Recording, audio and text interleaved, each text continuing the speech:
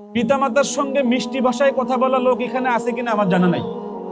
তবে আমার জীবনে আমি পিতামাতার সঙ্গে মিষ্টি ভাষায় কথা বলে একজন লোক আমি দেখেছি। তার মায়ের বয়স 90, ছেলের বয়স 65 বা 70। ওই মা হাসপাতালের বেডে মৃত্যু সজ্জায় আমাকে ফোন দিল যে উস্তাদজি অনেক কষ্ট করে আপনার নাম্বার পেয়েছি, আমার মায়ের শেষ ইচ্ছা কারি আবু রায়হানের কণ্ঠে একটু তিলাওয়াত শুনবে।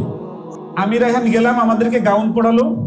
বেডের কাছে যখন আমরা গেলাম, এই 65 বছরের সন্তান উনি ওনার মায়ের কাছে যে মাকে এই মাথাটা ওনার এই কোলের মধ্যে বসালেন, বসায় একটা শব্দ বলেছে আমার কানের মধ্যে এখনো বাজে। মাকে বলতেছে, কলিজা পাখি, এই যে তোমার রায়হান আইছে। জোরে বলেন সুবহানাল্লাহ, আরো জোরে বলেন সুবহানাল্লাহ। ওয়াকুল্লাহুমা কাউলান কারীমা, ওয়াকুল্লাহুমা কাউলান কারীমার বাস্তব রূপ আমি ওই দিন দেখেছি যে সন্তান তার মার সঙ্গে মিষ্টি ভাষায় কথা বলবে।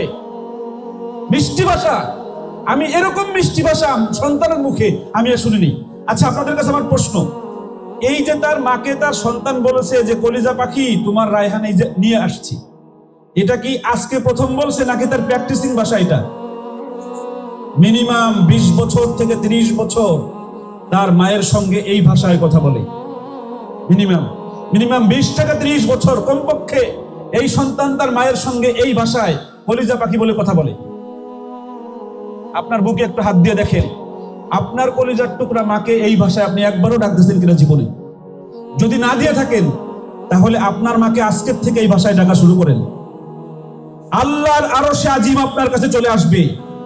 আল্লাহ রাসূল বলেছেন, মাকে একবার সদৃশ্যে তাকালে একটা কবুল হজের সওয়াব হয়। ঠিক না বেঠিক? এই ভাষায় ডেকে, আল্লাহর শিখানো ভাষা ওয়াকুল্লাহুমা কাউলান কারীমা, এই ভাষায়, এই জায়গাটায় আমার বক্তব্য।